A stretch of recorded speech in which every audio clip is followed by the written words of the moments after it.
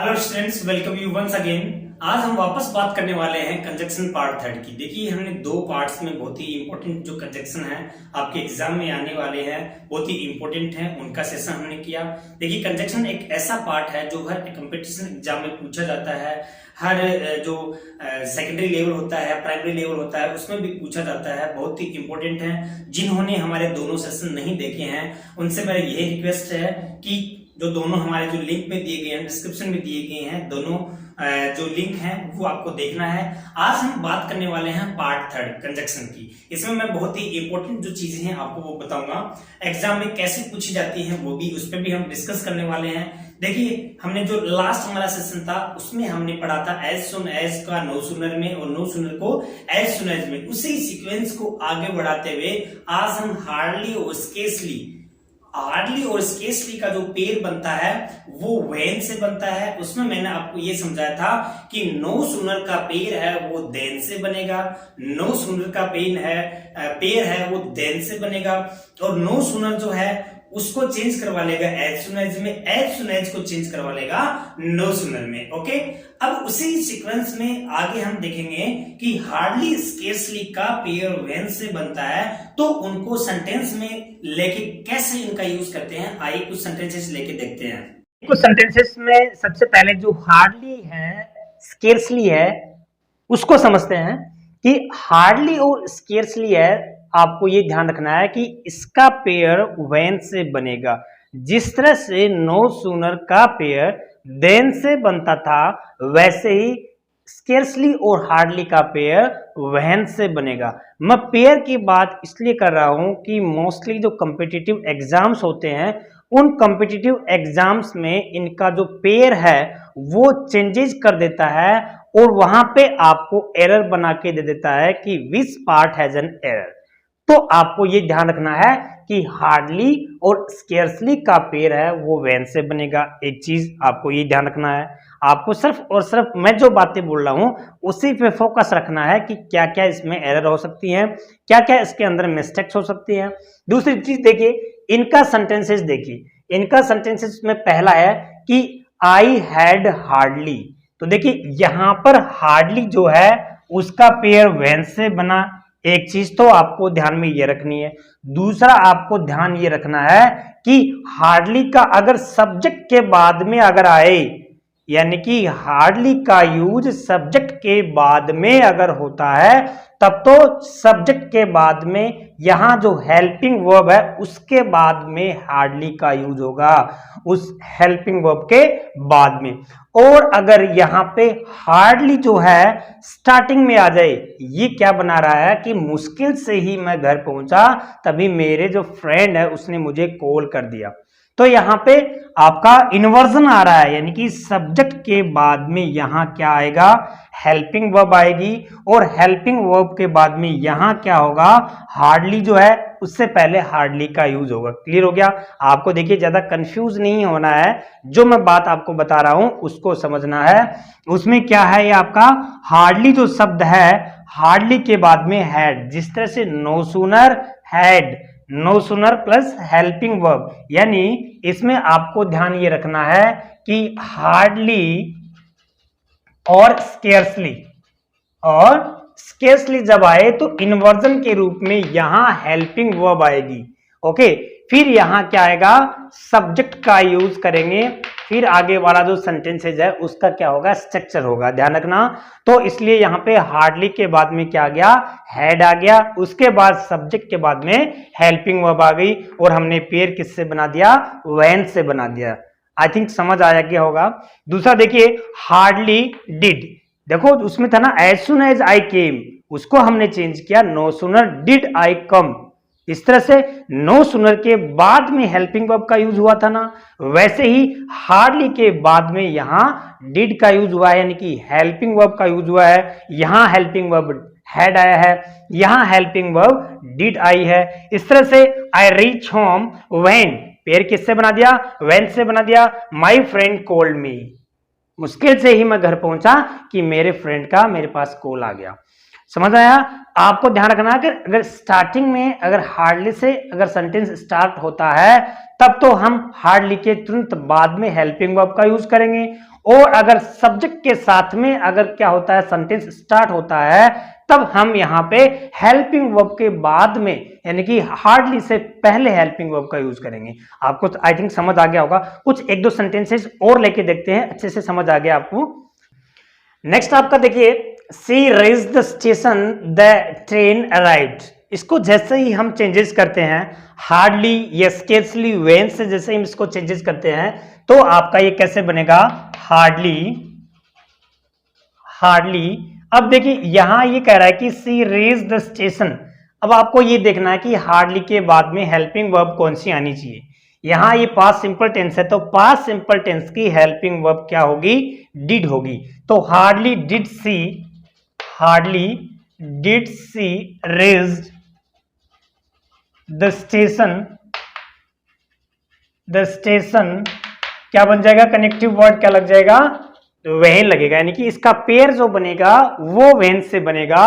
The train arrived, the train arrived. देखिए मैंने ये इसलिए इसको चेंजेस किया है क्योंकि कई बार आपसे हार्डली वैन से दो सेंटेंस देके ये आपसे चेंजेस भी करवा सकता है कि which one of the following is correct option. इस तरह से आपसे क्या कर सकता है, पूछ सकता है, यानी कि change the sentence into hardly when ये दे देगा या तो, या फिर ये दो सेंटेंस ऐसे देके और सीधा ये दे देगा कि which one is the correct option. तो आपको ध्यान ये रखना है कि जैसे ही एज सुन एज आपसे क्या करवाता है, हार्डली या स्केर्सली व्हेन से चेंजेस करवाता है तो यहां हार्डली से आपको सेंटेंस है वो स्टार्ट करना है और उसके बाद में उस टेंस की हेल्पिंग वर्ब आएगी। यानी कि ये जो टेंस है इसकी हेल्पिंग वर्ब क्या होती है, डिड। तो यहां hardly did see reach the station. देखिए ये सेंटेंस आपसे चेंज करवाता है तो आपको इस तरह से चेंज करना है। ओके, उसके बाद में नेक्स्ट क्या आता है, he reached the here she went to market. वह यहां पहुंचा, वह बाजार गई। यानी कि मेल यहां पहुंचा और दूसरा फीमेल बाजार गई। तो इसको जैसे ही हम हार्डली व्हेन से स्केर्सली से चेंजेस करेंगे तो क्या जाएगा, hardly, hardly did he, hardly did he reached here और कनेक्टिव वर्ड क्या लगा देंगे, व्हेन लगा देंगे। ओके, उसके बाद में क्या जाएगा, she went to market, she went to market. तो ये आपको ध्यान में ये रखना है कि हार्डली को स्केर्सली का पेयर वेन से बनेगा और हम यहाँ पे कैसे उसकी हेल्पिंग वगैरह लगाते हैं। क्लियर हो गया। अब हमारा जो नेक्स्ट आता है,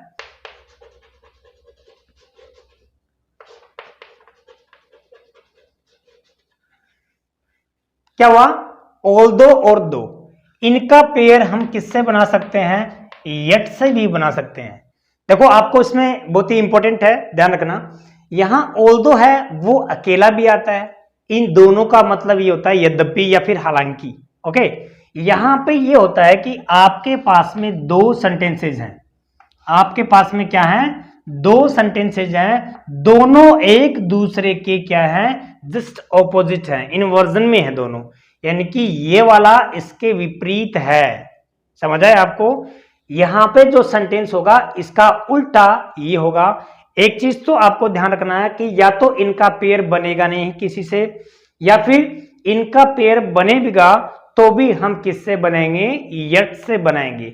देखो मैं यहाँ पे सेंटेंस लिखता हूं, या फिर Ravi is rich, Ravi is rich, he is not honest, ये आ गया। ओके, अब यहां पर आपको ये इसका विपरीत है, ये इसका क्या है, उल्टा है। यहां आप लोग लिखोगे ऑल्दो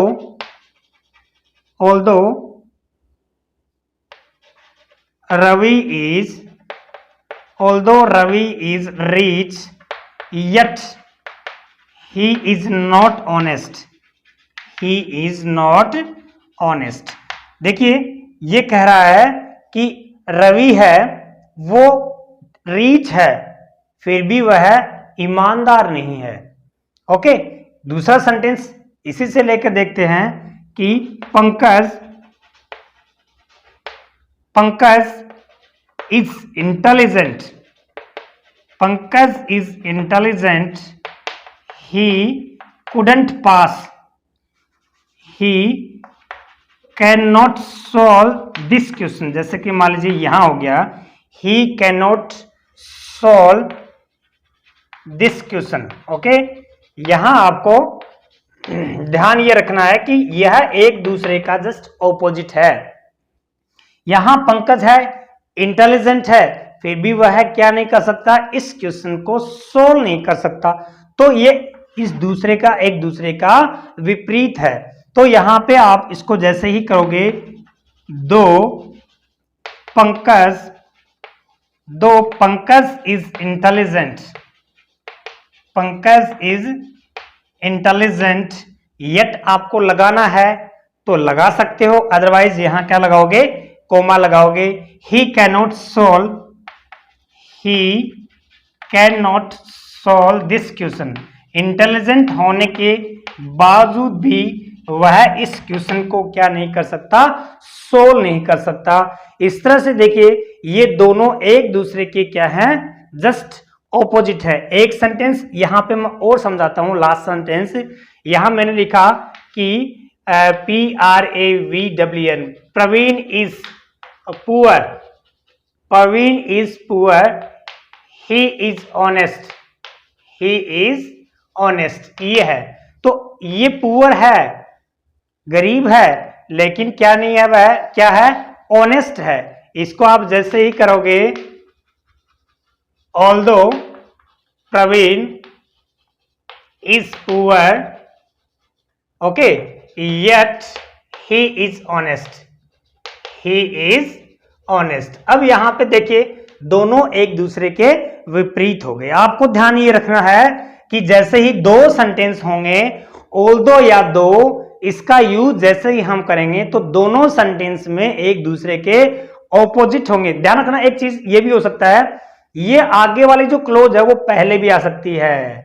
यहां अगर यट से नहीं जुड़ता है, यहां अगर यट से नहीं जुड़ता है तो आपको क्या करना है, इधर आगे पीछे भी यह क्लोज दे सकता है। जैसे मैं यहां पे क्या लिखूं कि यहां लिखा है, आप इसको एक दूसरे के विपरीत भी लगा सकते हो, यानी कि ये वाली जो क्लोज है वो आप पहले भी लगा सकते हो। जैसे मैं इस सेंटेंस को बोलूं, Praveen is poor, he is honest, यहां पे ऐसे भी हो सकता है कि प्रवीण इज ऑनेस्ट, प्रवीण क्या है, ईमानदार है, ऑल्दो ही इज पुअर, यद्यपि वह गरीब है।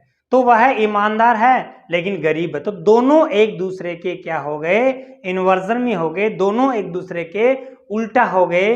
इसलिए आपका ऑल्दो है वो किसी भी क्लोज में आप लगाते हो तो ध्यान रखना, यट होगा तो स्टार्टिंग में लगा सकते हैं, यट नहीं होगा तो आप इसको कहीं पर भी स्टार्टिंग में भी लगा सकते हो और इधर भी लगा सकते हो। क्लियर हो गया। उसके बाद में अगला जो आता है वो है LEST, लिस्ट। एक कंजक्शन होता है लिस्ट, बहुत ही इंपॉर्टेंट है, ये मोस्टली एग्जामों में पूछा जाता है। कैसे, अगर यहाँ पे एक मॉडल होता है शुड, देखिए जब शुड का यूज हो तब तो आपको लिस्ट का यूज करना है कंजक्शन का, और अगर वहां पे मे का यूज हो मॉडल तो यहां आपको किसका यूज करना है, सो दैट का यूज करना है। सो और दैट के अंदर कोई भी स्पेस नहीं होगा। जैसे ही सो दैट के अंदर स्पेस है तो ये समझना कि वह कंजक्शन दूसरा है। तो देखिए यहां इनको हम सेंटेंसेज में लेकर देखते हैं कि work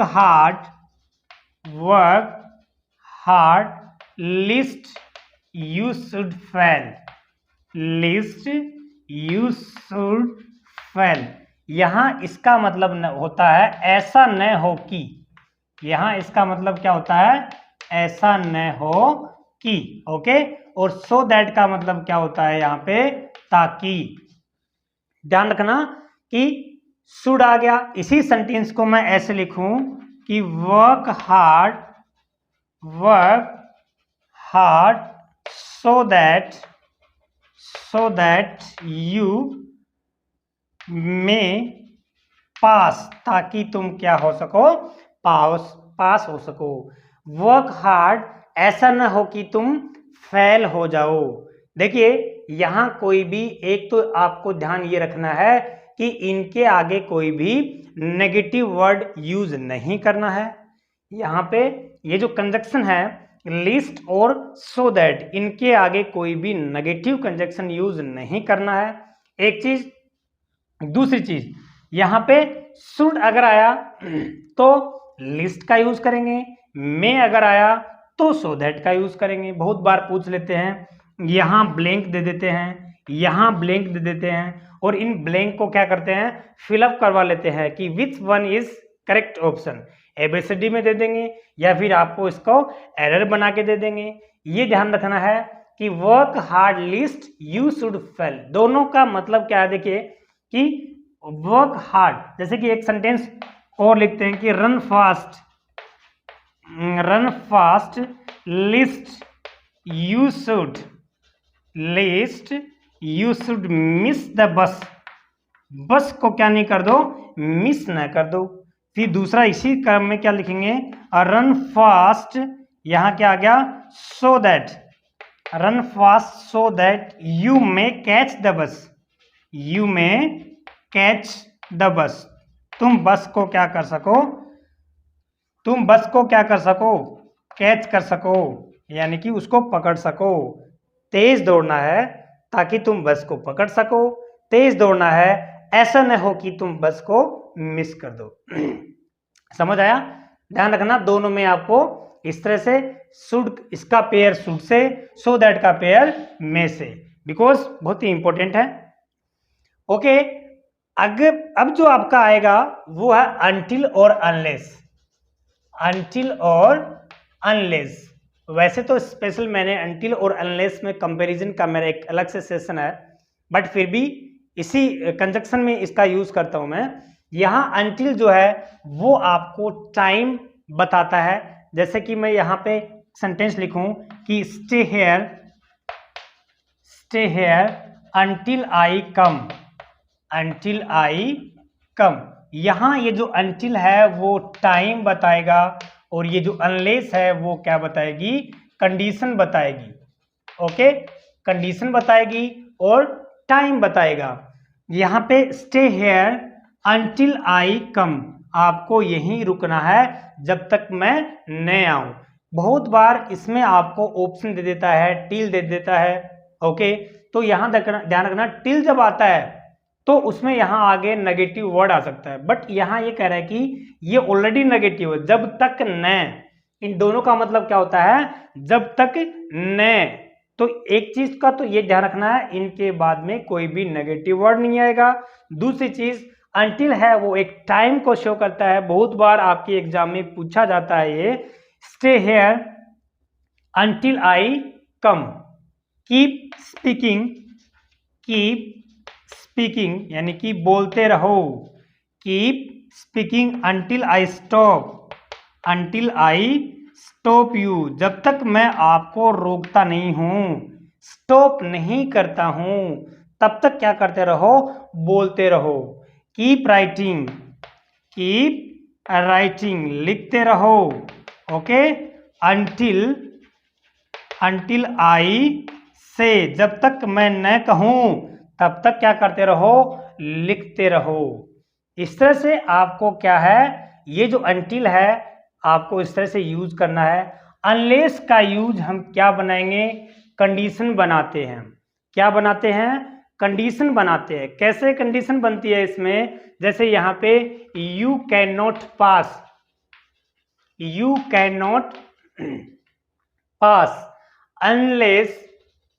unless you work hard, जब तक तुम कठिन मेहनत नहीं कर लेते तुम पास नहीं हो सकते।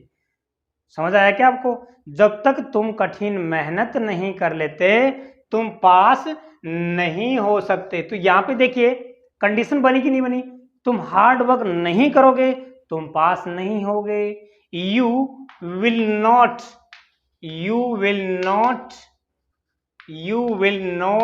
गेट ए जॉब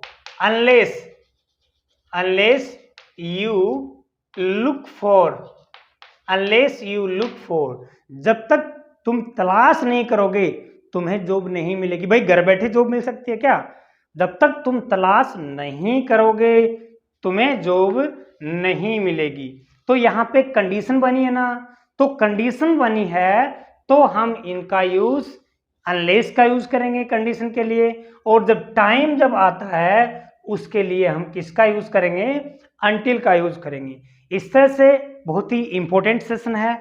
अनटिल है, अनलेस है, उसके बाद में क्या आ गया आपका? लिस्ट आ गया, उसके बाद में आपका क्या आ गया? सो दैट आ गया, हार्डली का, और उसके बाद में स्केर्सली का, व्हेन से पेयर बना है। ये बहुत ही इंपॉर्टेंट है, आपको हर एग्जाम में ये वाली चीजें पूछी जाती हैं। इस तरह से आज का हमारा बहुत ही इंपॉर्टेंट सेशन था। Thanks for watching my video.